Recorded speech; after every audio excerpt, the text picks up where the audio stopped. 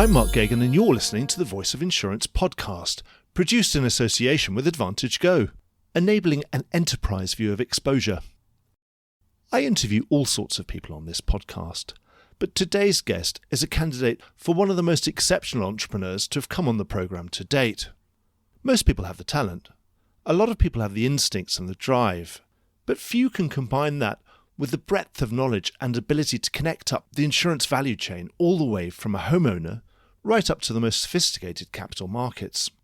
Today's guest, Terry McLean, combines all three attributes, and the results speak for themselves.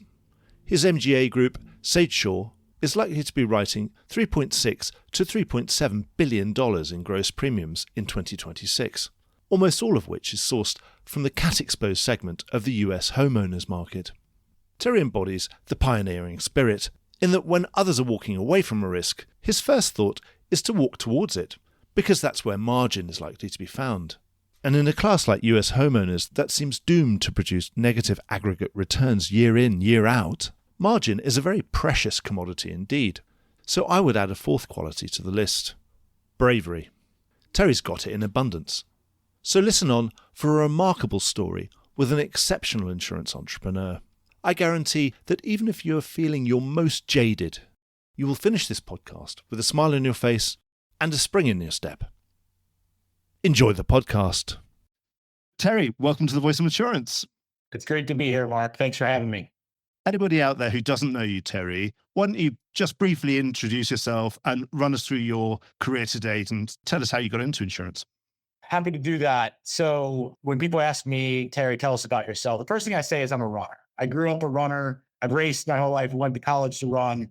That won't be the topic of the podcast, but I'm a runner. That's how I think of myself. I grew up in Cincinnati. I went to high school and I thought I was going to be an actuary. Thought I was going to be a pensions actuary. My dad was a journalist for the National Underwriter Company for 30 years.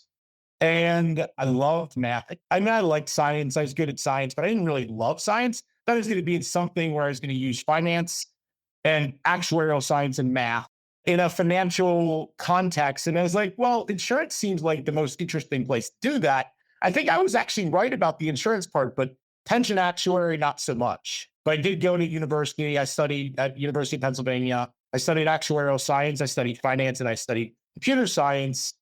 Came out of school. I passed 6 actuarial exams on the Society of Actuary side. And I thought I was going to be on annuities and pension actuary. Then I did that for a year in Cincinnati and decided that wasn't going to be for me. And I moved to New York and did insurance mergers and acquisitions for UBS and DLJ as an analyst there, and loved that. Great learning ground, great people, but also figured that wasn't going to be my career. And I meandered around. I stayed at the investment bank at DLJ for a little bit, learned a lot more about technology, oversaw some technology operations. And then I stumbled into this insurance company, played golf with a client of my brother's. My brother was a commercial lender, and a guy named Chip Van Meter was one of his clients. And Chip owned an insurance company. He was a majority owner of an insurance company called American Superior Insurance Company. Started as a Depop in 1997. And Chip needed help. They needed some help cleaning up this insurance company. So I went down to Florida. I said, Chip, sure, man, this is a mess. And he said, can you help? I was like, yeah, probably, but I'm not going to do this long term. Anyway, so I went there for a couple of years, built some technology, brought some people in, cleaned up the company, got it back to profitability by the end of 2003, and left there and had met some people from Renaissance Re, went to work for Ren Re for a year. And then when I was at American Superior, I met a guy named Andy DiLoretto. And Andy is still a very good friend today. He's not active in the business anymore, but Andy called me. I still remember I was at LaGuardia. I was landing in LaGuardia. I was on a plane, I think from Bermuda maybe. And he was landing in LaGuardia. And we met in the airport. And he said, let's start something. And so that was 2005. And we had 2004 hurricanes, 2005 hurricanes. And the idea was after the hurricanes, yeah? Yeah. And the idea was, let's go start something that capitalizes on the retreat of the large national players away from the coastline. So they had Andrew and knocked them away. And certainly people started retreating from the coast, and you had Florida Depop companies, but the trend wasn't that pervasive outside of Florida. But after 2004, 2005, it seemed like, okay, this is going to be a permanent retreat from the coast. We're going to have a fundamental change in property insurance. So I think we had the right thesis there, but the wrong business plan. So we started a software and services company called Insight. And while I think we had the right idea in the right direction, selling against big reinsurance brokers and other people who are, they're getting reinsurance brokerage and their advisors selling software against them, at least in that time, was pretty tough. And so it didn't take us too long to figure out the best way to monetize this business was going to be to start an MGA, MGU type of operation. And so we dabbled, we got Berkshire paper for 4 policies or something. It wasn't much to be spoken of, but we had built out our technology and our software and services business to be able to launch the business. And eventually, after years of working and talking to people, I mean, it was tough to get paper. And eventually, we both were friends with a guy named Dave Perung, and Dave gave us a shot. He works at IAT still, the CFO and the president of the insurance companies at IAT. And Dave gave us a shot and he said, yeah, we'll give you some capacity. Go show us what you can do. Rod Fox had connected me with a gentleman named Brooks Clark, who joined us in 2008 as a partner. And ultimately, we launched our first product and wrote our first policy in September 2009. That was the journey. That was the beginning. And we knew we were going to lose money in the process of getting this thing stood up. There weren't, I don't think, as many people doing it there with every intention of building a full stack without the balance sheets. You had distributors, MGAs, I would say more traditional MGAs that had bad reputations. And I mean, maybe some people still think they do. I don't think they have as bad a reputation as they did back then. Mostly they were churning and burning people and they would move books of business around. We had no intent to run a business like that. We were thinking of it more like an MGU operation where we differentiated based on underwriting, we differentiated based on risk selection, did our own pricing, and ultimately get additional capacity sources. But IAT gave us a shot. They allowed us to grow to a couple $100 million before we really needed to get additional paper. So it was just fortunate to have such a great partnership with them. They've been great partners, still great partners, going on a trip with them next week. So love those guys and really appreciate the partnership we've had with them since the beginning. But yeah, that was the beginning and how we got into the business. That's amazing. I mean, it must have been one of the first Depop, for anyone who doesn't know, is somebody taking policies out of Citizens, the state-backed insurer of last resort in Florida, which of course, there wouldn't have been that many Depops at the time when you first did that. And of course, it's funny you saying, we hadn't really made it, but we got paper from Berkshire Hathaway. So that's not bad. That's usually the last paper you get, not the very first paper. It's pretty good credentials already, Terry. They're kind of speaking for themselves. So that idea for SageSure, I remember that time. I remember every time I spoke to a London underwriter in the post KRW, that 2006 underwriting year, very particularly, coast is toast. That's what every property underwriter. I haven't heard that one. That's a good one. Well, yeah, it was. It was kind of soggy toast, obviously, if it's too near the coast. So yeah, those specialist underwriters were moving away from the coast, and obviously you were moving selectively towards the coast thing. Well, I suppose if there's a general retreat, obviously you could tell that not every building was built to the same standard, of course. And, buildings are built all the time, and some are really old and some are pretty good and some are pretty hurricane and flood resistant, one presumes. Was that your main premise, that you could cherry pick, or did you feel like we can do this? We can really do this? Cherry pick is, I think, a pretty loaded term. Certainly the mindset. I mean, just you'd have the opportunity in a less competitive market, effectively, if everyone else is on a very generalized basis moving away from something. If you move towards it, you get a really great showing. You get to pick what you want to underwrite, and then you can decline what you don't. Yeah, I think there's really 2 parts to that. So there's the one part of, in a hardening market, sure, it's not that difficult to pick the best.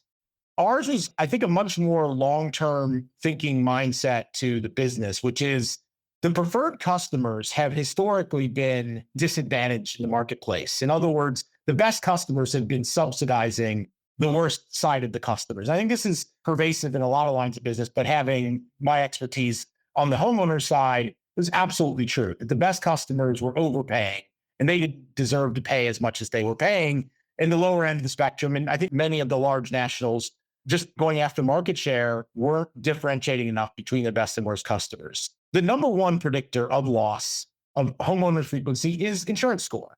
That's just the way it is. We don't have anything better. Maybe something better will come along at some point, but it's the number one predictor of loss frequency on the attritional side. And it's a pretty decent predictor of loss more generally on the hurricane catastrophe side, depending on the size of the event.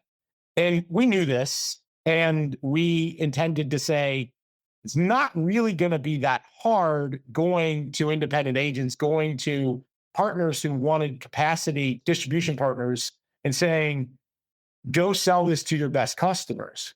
Most of our distributors knew that they wanted to get the best customers, and in some cases had a lot of the best customers, and they needed product in coastal areas. So our view wasn't like a fly by night, it's a hard market, let's go get the cream of the best customers by itself and write it on a E&S property form. Ours was, these are going to be admitted markets. Customers need insurance. 95% of insurance is sold admitted. That isn't going to fundamentally change. And let's go build a long-term business strategy to underwrite these risks, inspect 100% of them, make sure we know what we have, and keep loss frequency low and loss severity low, and give those preferred customers a product that is going to outshine from a price perspective while we can make money for our carriers. And I think that's the hard thing about this business is anybody can go grow and sell and put a price on something and theoretically build a successful insurance business. The hard part is doing that and making money for your carriers. And historically, everybody in the MGU space, and certainly in 2009, when we began this, there were no examples, zero, of people who have done that as a homeowner's intermediary and made money for their carriers. Now, in most parts, the carriers weren't going to give them paper anyway, so they weren't really responsible for the underwriting profitability of the business.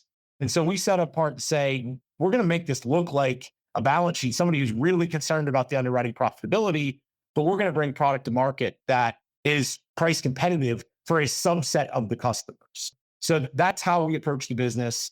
It didn't have to be post 2004, 2005 to make our business model work. We believe there was a permanent retreat of the big nationals. Who's going to fill that void? On the E&S side, really, we weren't too concerned about that. But on the preferred customer side, the people who are going to mostly stay in the admitted market, our view was there's a huge opportunity in the tens of millions of dollars across the coastline from New York down to Texas to find those customers and bring them a competitive price point for their agents who need the capacity. So that was the mindset. Yeah. So the ideal customer, how would you describe them? A homeowner of some description? The simple way to describe it is somebody who's in a new house or a house with a new roof, a newer roof. And you know, you can have decent 10-year-old roofs and they can be fine. And we'll write those customers, but certainly our bias, I haven't looked at the stat and I don't think in the last year, but last time I looked, I think our average age of roof was 7 years. And so, you know, across the spectrum, that's relatively new. You know, 7 years in New York is a lot better than 7 years in Texas, given sun baking and anyway. So there's a lot of complexity there. It's a customer that on average is better. We'll write customer with any insurance score. We don't decline anything based on insurance score, but the customer profile target is going to be a customer on average that has a better than average insurance score and somebody that has a clean loss history. Those are the three biggest factors that are driving. It's the age of the roof, the insurance score, and the claims history. Now, of course, there are dozens of very important other factors, and there are hundreds of other factors that get taken into account. But those are the most notable, easy to understand ones.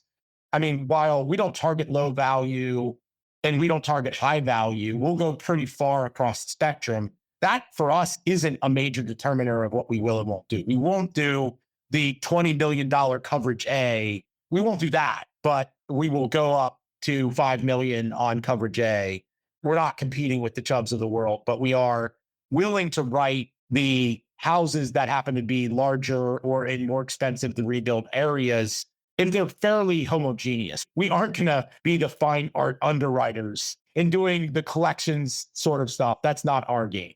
Or too many people have a kind of very expensive looking boat sitting in their driveway, or they always end up in their driveway, even if they were actually parked in the, you know, the private mooring out the back. But every time I look at them, of course, as an insurance journalist, we only come after the event and we see them all. They're always down Main Street. Yeah.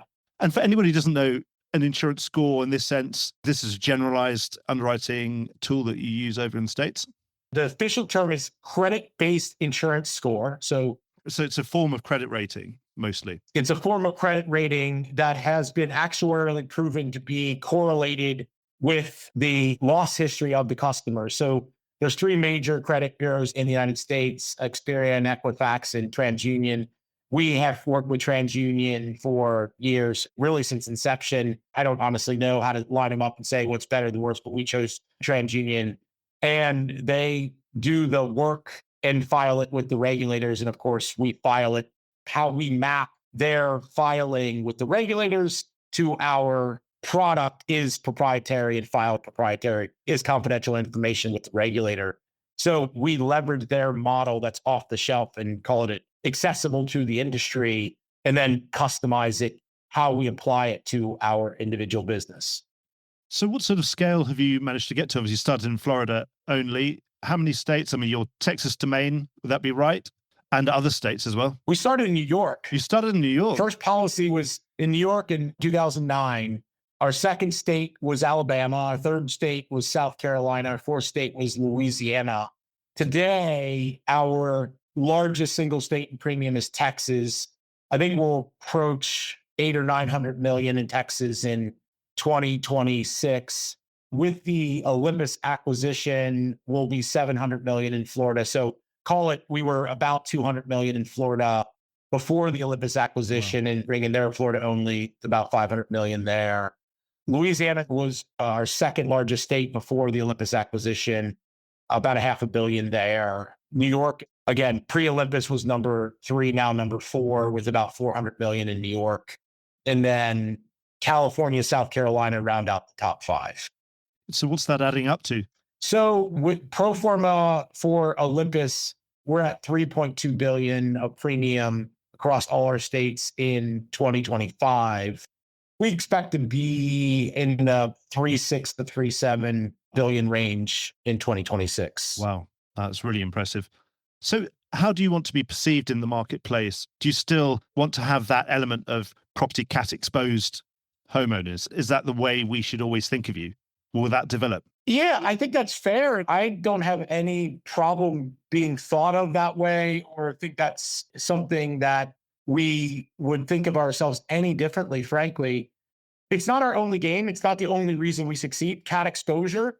The interesting thing about why we've chosen that, and why we're, I'm certainly okay with that label, is the business historically in the US, and frankly, I don't have a perspective of what this looks like internationally, but if you look at any 5-year, 10-year, 15-year, 20-year, 25 or 30-year period of the US homeowners industry, you will be at a 3 to 5% negative margin in any of those periods historically in the US homeowners industry. And we have the good fortune that this stuff is reported in yellow books by line. And since homeowners is broken out very specifically, we have the luxury of an immense amount of data available to us to look at that. The only thing we don't get is the alien insurers in the US, like Lloyd's, don't show up in those numbers. But outside of that, we have all that data readily available to us. And you can see it's a very ugly picture. We could spend the rest of the podcast talking about why do companies do that?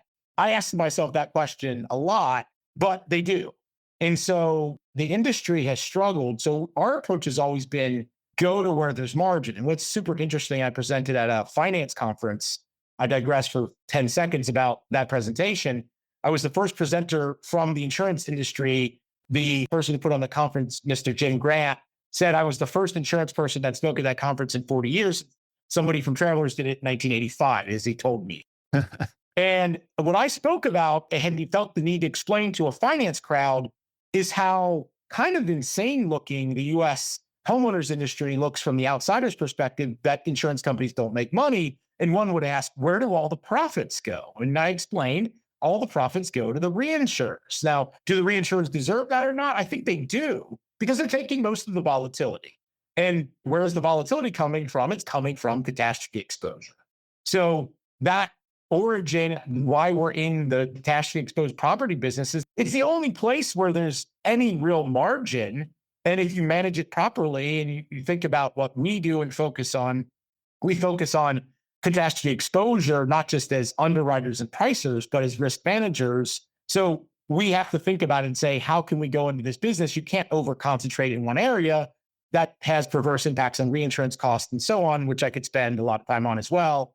But ultimately, the cat exposed property business has enough margin that managed properly and against the right customers at the right price, you actually have an opportunity to make money. And so it's not all about the profits for us, but we need to make money for our carriers. And so having a tailwind, no pun intended, in the business line of profitability, or at least having margin in the business, is, in our view, necessary to do something. So we would love to be a homeowner specialist in Ohio if we thought, I'm from Ohio, so I always pick that state. And it's a large state, but the margins in it are negative almost every year. And so it doesn't present itself as a place that's attractive to go into. So we don't have ambitions to go to 50 states unless there's an opportunity where we say the market is dislocated and we think there's a sustainable way to go make underwriting profits. And I do think there are, and we certainly have some hypotheses on ways that we may do that over the long term in the way distribution changes over time and so on.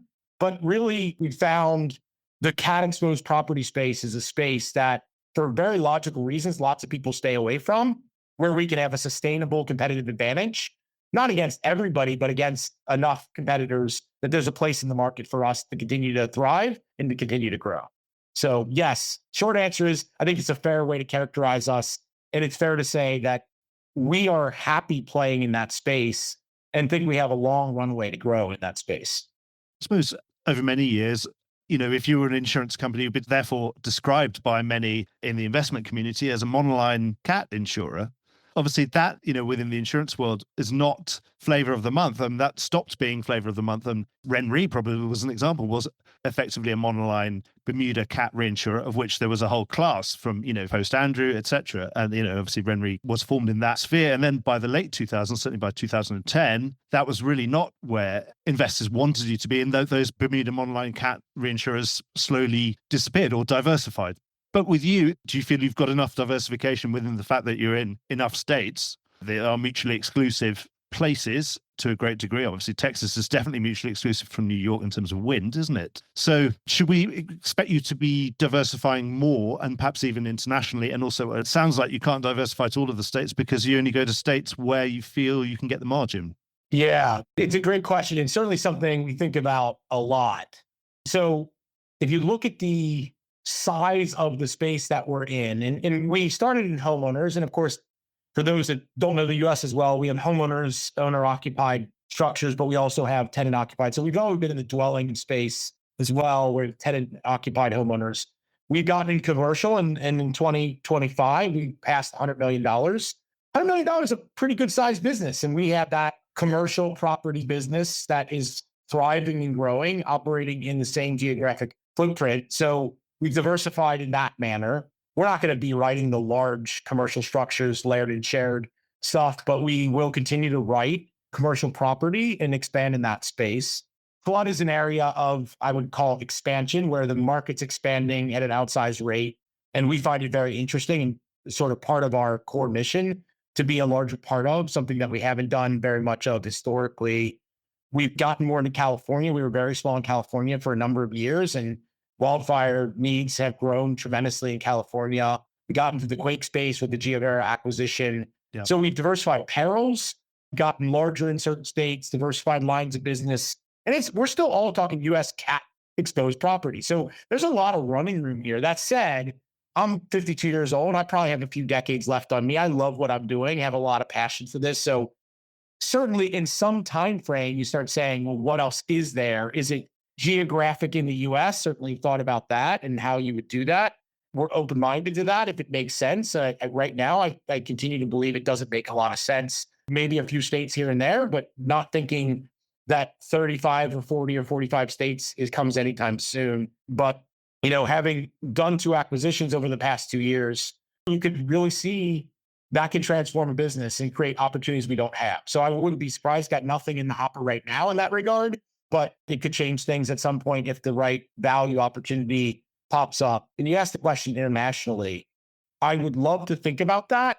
The truth is, I have grown this business and have always thought about things that are adjacent, where we have expertise that we bring to the table, and we don't have any international expertise. I think the entry into the Lloyd's market writing US business, and over time, becoming more part of international capital leads us down a pathway of maybe.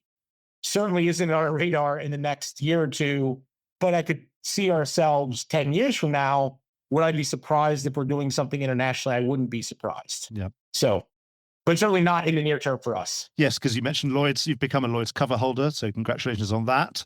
But that's not part of some wider strategic plan at the moment. That's just, well, you're accessing, obviously, a pool of capital. It's a very nice security for people to access and an interesting market, obviously, with all sorts of people who, yeah, I'm sure will be very pleased to know you. It sounds like generally you're happy that there's still plenty of runway for growth. You don't need to diversify in order to help you grow because you've got tons of space to grow within the states you're already in, right? Yeah. By our estimates, the US cat exposed property, and this includes Midwest, plain states, so it's a bit exaggerated, but it's about 200 billion. And then the parts that are what I'd call highly cat exposed is about 100 billion. And that's a pretty big number. And so while being a $3 or $4 billion player in that is notable, and we're somewhat proud of that, we're still a few percent market share player. I don't think we're ever going to be a 50% market share player. I don't think that would be healthy, but I don't see a reason why we can't be a 10% market share player in these marketplaces. And as they grow, we grow. And I think there's still a lot of opportunity. What's your philosophy in terms of holding capital on your own balance sheet? Obviously, you've been running effectively a virtual insurance company, but just without the balance sheet. You've got a strong relationship with capital, with the ILS market, for example. What's your view on that? And obviously, in the last 5 to 6 years, we've had a real development of a hybrid carrier ecosystem as well. Where do you fit in with that? Great question. Yeah, it's been an interesting journey for us. So SageSure is purely an MGU. SageSure does not have any balance sheets. My interest in SageSure sits in an entity called Slaine, Slaine Holdings. And a number of my business partners are at that level as well. And Slaine owns, I think it is 60-something% of SageSure. There's some minority investors outside, some great partners that own the rest of the minority. But Slaine controls SageSure. And Slaine has an interest in a few insurance businesses. For example, when we bought Olympus, the MGA went inside SageSure. It is a subsidiary of SageSure, and the insurance balance sheet went under a subsidiary of Slaine that's not SageSure called Valence. And Valence owns the insurance company. And we've created some reciprocals in that manner. And then we have some other investments that we've made in other balance sheet providers. So we have a very close, highly partnership-oriented mindset toward the business. We certainly, as we tell every reinsurer and cat bond investor, we put our money where our mouth is. So we have over $500 million of our capital invested in balance sheets in a non-controlling way. And so we have a lot of capital risk, a lot of skin in the game. Over 100 million of that is in captive reinsurance vehicles, where we're doing quota share, catastrophe excess of loss reinsurance behind insurance companies that SageSure writes on. So we have an interesting relationship with capital, one deeper, but in no way ever is it what I would refer to as a full stack, where we own the balance sheet, control it together at the same time as the MGA. We have independence, and there's underwriting oversight committees at all of those balance sheets that are separate and independent. In some ways, you could think of it like the Fidelis split up model, where the MGU and MGA, they have a long-term relationship. They expect to be together, but they can do business with other people. And so we expect, for example, in the Giovera acquisition, we have a huge relationship with Giovera. We have hundreds of millions of premium with them, but they also do business with the likes of Amrisk and Arrowhead. And we expect them to do business with others over the long term. And there's nothing wrong with that. We're happy with that. And we have a healthy, balanced relationship where we have capital in and we have influence on the business that we're working with, but they have the balance sheet and we have to listen to them, and they have the ultimate say on what happens on the balance sheet. So that's our relationship. It's a complicated one. I would view a necessary one to do what we've done successfully. Do you have an optimal view of what percentage of the underwriting of SageSure should have some of your own skin in that game? for example? Or is there an amount where it starts to become too much, or is there an amount where it becomes too little? I presume it must be very useful, particularly when the market's more difficult, to have that optionality, and also just always there to anyone that you are in negotiations with, provide paper for SageSure. They all know that you're sitting alongside them, and it's also your money. If they bleed, you bleed as well. Absolutely. That is, in my mind, certainly with the global reinsurance market and catastrophe bond investors, one of the most important things you can say is that we are aligned and we have a lot of our capital at risk. You asked the question about a percentage. I don't know what the right percentage is. To me, it feels like somewhere below 50, but not much below 50 would be a happy place to be. We certainly don't mind being aligned, and ones to say we shouldn't have any skin in the game. We're quite happy to. And if we do our jobs, we're making money for our carriers. And so we're quite happy to have our money invested that way. But when it's the majority or the overwhelming majority, it has a few negatives like, well, other people are like, why would I go route business on a balance sheet that SageSure owns? We don't want to create a disincentive from the capacity providers from being effective markets for others. So I think it's somewhere in the middle there without being too small or being too large. If you become too big, then they might see you as a competitor rather than a collaborator. Exactly. That's right. And so in this cycle of the market right now, a lot of these balance sheets, we were the only source of capital in certain cases. And we are definitely going in a reduced risk posture, not to mean we're laying off 100% of our invested capital, but we are reducing our amount of capital and with an expectation to get closer to the 50% number I described. But right now, we're well above that. The exception is our relationship with IAT, but with others, we are definitely above that 50% number. And over time, it makes sense to begin de-risking. And that relationship with ILS, again, that's not very common. That's a very sophisticated tool to be accessing from someone who's running an MGA, MGU. Is that something that's going to be increasing over time? Obviously, the ILS market is in a very strong position. Cat bond market's got record outstanding limit at the moment, and there's still plenty more to come, it seems. Yes, it's been an interesting, exciting pathway for us going from very little in that space in the hardening market. It was the thing that allowed SageSure, while many others were retrenching, some companies were going bankrupt and struggling, we were very well positioned to grow. And the only way we could get the reinsurance capacity was the catastrophe bond market. And it really was there for us. We needed it. So we're very fond of the ILS market and what it did for us to enable our growth from around $1 billion to very quickly well over $2 billion during the hardest of hard markets that I've ever seen in my career.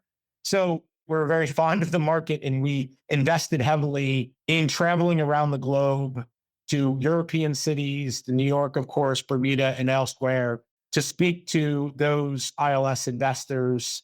And so we got big pretty fast. We needed them, and I think they were quite happy with what we brought to the marketplace.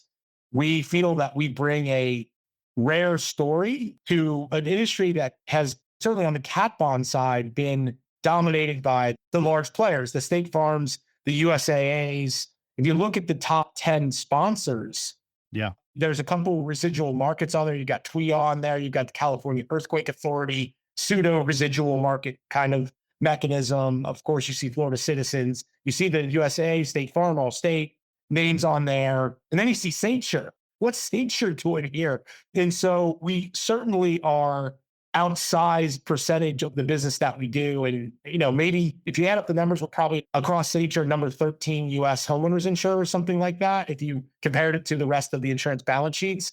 So cat bonds are a bigger share, an outsized share. I expect it to be an outsized share for some time, but it's limited in how much the cat bond market really can do because they don't want to play in a lot of the places that traditional reinsurers will do, the rated balance sheets will do. So I suspect at this point, we're at a point of stability where we'll continue to do new cat bond issuance and we'll take advantage of that market.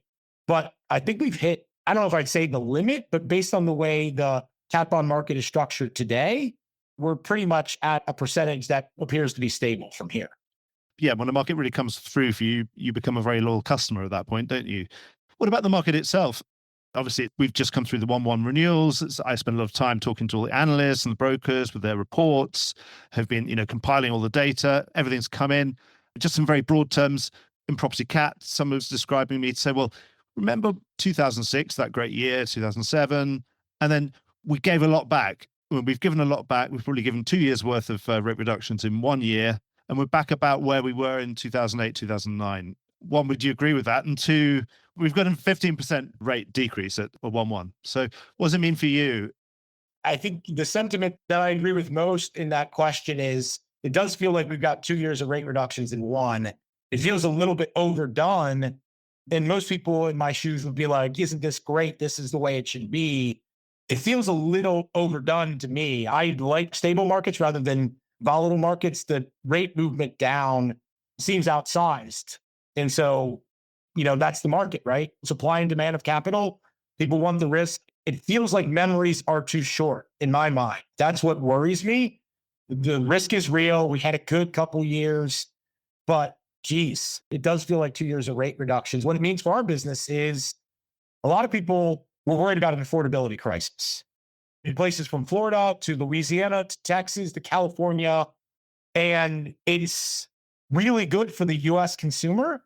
This is going to avoid an affordability crisis in homeowners insurance, which is good because regulators, if they're responding to political pressure, sometimes do things that they really shouldn't do. And I do think there were some political pressures building. Certainly Florida, we saw how that played out in a very positive, healthy way in creating reforms. We've seen the Louisiana market. I mean, I thought very highly of Commissioner Donovan in Louisiana. I think very highly of the current commissioner in Louisiana in doing good stuff to create a healthy market and saying, look, we had some catastrophe activity. Prices need to go up. The market needs to find a happy place. We cannot put price controls in place and find a happy place. So those customers, there was a lot of pain in Louisiana. The way rates went up, sitting from our side, people were getting gargantuan price increases because they needed it from our side because we're buying the reinsurance and paying for that reinsurance, not because we're somehow soaking up profits, because we needed to take the rate. And people were retaining. They weren't going anywhere else because there's nowhere else to go. So I have a lot of empathy for those customers and our agents who had a lot of difficult conversations. Like, seriously, my price is going up 50%. This is crazy. I can't afford 50% more. It's like, don't know what to tell you. That's what the market is. So it's good news for consumers. And I like to be able to say that. I like that for our customers, but it creates volatility. And it worries me. We're a little bit of volatility away from prices going back up again. So that makes me a little nervous. I guess it's my job to be nervous in this space. We do write cat exposed property. It's part of it, but it does seem a little bit overdone. But still, theoretically, are you happy with where the adequacy is? It looks like it should be still technically profitable. Of course, we're talking about cat. Obviously, it's not profitable any 1 year, but at these prices, it should be rate adequate, shouldn't it? Still, even though, of course, the worrying thing is momentum is going to be continuing because the surplus capital is still there. Yes, reinsurance prices should be adequate for, let's call it a lower capital return expectation of investors. A lot of the capital that's coming into the space, let's say the ILS space, not so much the cat bond space, but the ILS space is expecting higher returns. And I do think many of them are going to say, yeah, we had a good run. And unless we can maintain the returns, it's time for us to exit stage left and redeploy our capital elsewhere. I worry about that capital retreat. I don't think we're going to see that on the traditional side. On traditional reinsurance side, it does appear that their returns are still adequate. But after the pain of the last few years, it's not like they're due, but I guess I wish they would be a little bit higher than adequate for a longer period. Not to pay them back, but to keep the balance there so that they want to keep their capacity in the game. And so it's natural for investors to say, all right, well, this was good. We had a good run, but at these prices, maybe my capital should go elsewhere. That's not healthy. Then we don't want that in the space. I don't want to go through another 2022, 2023 again. The worry is that this price momentum keeps going downwards because all things being equal, that looks like the way it's going to be. Of course, we look at these wonderful 1/1 renewal reports from all the big brokers, but they're only a snapshot. They're a snapshot of a moment in time at 1/1. the market is actually always moving, and the market is currently moving downwards from here. So again, that would be your warning that we don't want to hit the floor too quickly. That's right. Don't give it all back too quickly. That's right. I hope there's some underwriting discipline maintained in the marketplace. Of course, I don't want that on my programs when we're placing it in the market. But if I'm being objective about the marketplace health, this does feel like the rate of price decline feels too high. Yeah. And again, I suppose, well, when you're a sophisticated underwriter, buyer of reinsurance, we all know when it's being sold to you at the wrong price. We also know that it can't be sold to you at the wrong price for too long. It's just not sustainable. And actually, do I really want to buy from someone who doesn't necessarily know what they're doing? Or I don't think they know what they're doing. We've all been there before. I know it's difficult because they've got a good rating. They've got their money is good at the moment, but I know in 3 years' time, they won't be here because they won't like what they've just done, because they'll realize that what they've done was at the wrong price. But that's too late for me because I'm kind of having to replace that capital. Yeah. It sounds like you'd rather have a partner who had a clear view of risk that coincided with your own, and you could both agree on where you were, and you could know that they would always be there at the right price, rather than having to keep going from feast to famine all the time. Yeah, for sure. We'd rather have partners like that. The struggle is we have to take advantage of price decreases, or Yes. we can't stay competitive in the marketplace. So you got to balance that, your long-term partnerships and what they do with you, with the realities of the marketplace. And that's quite the balancing act that we all have to strike over time. But yeah, all else equal, you'd rather be with those smart partners with long track records who you know are going to be there for you over the cycles. The other challenge of it is we don't know with certainty that it isn't going to be 10 years. I mean, the 2006 through 2015 period was a period where all we saw was Sandy, Irene, and Isaac and Ike, but not much else. And so you could have a period of relatively benign activity, and you say, well, price is going to keep going down. So I don't know. I can't predict the future. I'm not sure how this is going to go. And so it does feel a little overdone, but maybe somebody's got a crystal ball that I don't have. I'm sure Mother Nature will keep us more busy. It just seems inevitable, or at least keep us busy in different ways as well. Obviously, this time last year, we'd be talking about LA wildfires that we wouldn't have expected necessarily. That's right. Let's talk about technology. You've invested a lot in technology and a lot in your own kind of smarts, and obviously you've got that relationship with software. Where are you seeing the best returns on that investment? Particularly, we're now in a maturing phase of our AI investments. We can't just say, hey, we've just been experimenting with it. We know everyone's been experimenting with it for the last 2 or 3 years. Where are you getting the best results?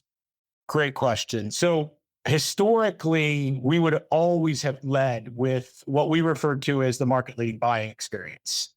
Our view in this business is that you must have bespoke acquisition strategies to win and get your insurance agents who are acquiring the business the best solutions for them to reduce friction. We are an underwriter. We are difficult from an underwriting perspective. It is the reason for our success, the primary reason, and it is the biggest challenge that we have in business because it creates a lot of friction. So we have to create a buying experience. And where our biggest investments are going today are on what we refer to as the post-bind underwriting experience, where we underwrite the business. So we inspect 100% of our properties.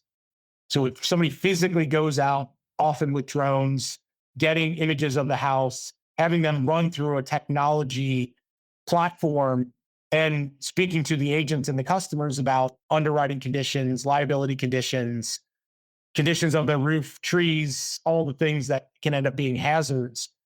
We have a big machine. Hundreds of thousands of risks are inspected a year and go through that machine. And we have to look at all of them in some way, whether it's with the machine or otherwise. So right now, the biggest returns on investment in AI for us are in that process. Yeah. We are not convinced that any vendor out there today has a solution that can replace, meaning with AI or aerial imagery that's off the shelf without a physical inspection, can replace what we do on an underwriting side. So we're not moving that direction. Instead, we're using AI and we're using technology more generally to make those processes better across all of our inspection vendors that we utilize. The other area of interest is claims. We are not using AI to settle claim in any way, shape, or form ever. We are using AI to make the process better and faster so that our humans can be more productive. Our humans can spend time where we need humans. And we do not believe that AI is ready to settle a claim soup to nuts at this point. So the answer today is on the post-bind underwriting side and on the claim side. And we believe there's tons more to come there. And then I guess I would say as a minor point on service, as everybody is doing, there are massive opportunities to use AI to make service less expensive and a better experience for our customers. And we are doing that as most or all people are. And you're feeling, as a boss, you're feeling you're getting good returns on all of those, and you want to be reinvesting in all the time on these. These are really working. Absolutely. Terry, you're an amazing entrepreneur. It's a fantastic story that you've had, kind of marching towards the risk when most people were marching the opposite direction. That is a classic entrepreneurial story, particularly in insurance as well in that context. But what kind of entrepreneur are you? You're quite a long way into this journey now. There are two different types that I tend to interview on this show. Somebody who likes to solve problems, who's a sort of serial problem solver, and then they would never really see themselves as an operations person. They say, once I've kind of had this vision, I've built this thing that's here to solve a problem, it works, but I'm not one to sort of optimize it and squeeze the best returns out of it forever and a day. And I'll move on to the next problem because I'll find something really interesting, and there's never a shortage of new problems to solve. Or there are the others who will build something and want to stay with it, and this will be their legacy. This will be the thing they hand down to their grandchildren, that kind of thing. So what kind are you? Yeah, you probably already know the answer to that question. I'm a long distance runner. I'm going to grind it out. I'm going to keep going at it, keep running the circles around the track. I have no intention of moving on from this. I love what I'm doing. I have no desire to sell. If I was going to sell, I probably would have sold a while ago. I mean, I guess people can have epiphany or life-changing events. My joke is that my midlife crisis is buying a bicycle that's more expensive than my car. So I'm a grinding out long distance person. So we're going to stick at it here. I'm going to stick at it here. Yeah, well, now you've got an expensive bike. I know you understand all the kind of, what was it? I'm trying to remember his name, the famous British cycle team, GB cycle team guy, 1% marginal eking out of incremental gains. Just tiny little tweaks here and there, and just constantly, for the guy winning the Tour de France and winning all the Olympic velodrome medals. That's our business. That's our business. We're going to eke it out the 1%. So I think that's actually a good metaphor for how I think about our business. At this point, the business is working pretty well. There's a lot of 1% gains to continue to get in the business. AI certainly helps with that, but by no means is that the only way we're thinking about that. The 1% gains happen in data quality. The 1% gains happen in how we underwrite. The 1% gains happen in how we distribute, how we think about distribution. They exist in how we convince our global reinsurance partners that we are, in fact, a better provider of data, a better underwriter of the risk, a better settler of claims, and eking out those 1% here and there. I really appreciate that, Terry. Thank you so much for your time. It's been really, really fascinating. I think I'm going to have to book in time in the future to check in on where this story is going because it's moving pretty fast. So thank you so much for your time. It's been really, really enjoyable. Thanks so much, Mark. Thank you. Been great being here. Thanks so much. Well, I hope you enjoyed today's episode. If you did, don't forget to subscribe or leave a like or a review or recommendation on whatever podcast platform you used to access this program. These really help get the word out. Before we go, just a quick reminder that advertising slots are available here and in other places in the Voice of Insurance podcasts. Podcasting is the fastest growing medium and attracts a high quality audience of key decision makers. It's also an intimate medium where you, the listener, are right in the room with me and the interview subjects. Needless to say, that means it's a great way of getting your message out directly to an audience because you know you've got their full attention. It's also very cost effective. So get in touch with Mark at thevoiceofinsurance.com to find out how you could be speaking directly to the industry. The Voice of Insurance is produced in association with Advantage Go. Release your underwriters to underwrite with Advantage Go's underwriting platform. Voice of Insurance is produced by me, Mark Gagan. Music was written by Anna Gagan and produced by Carlos Gagan.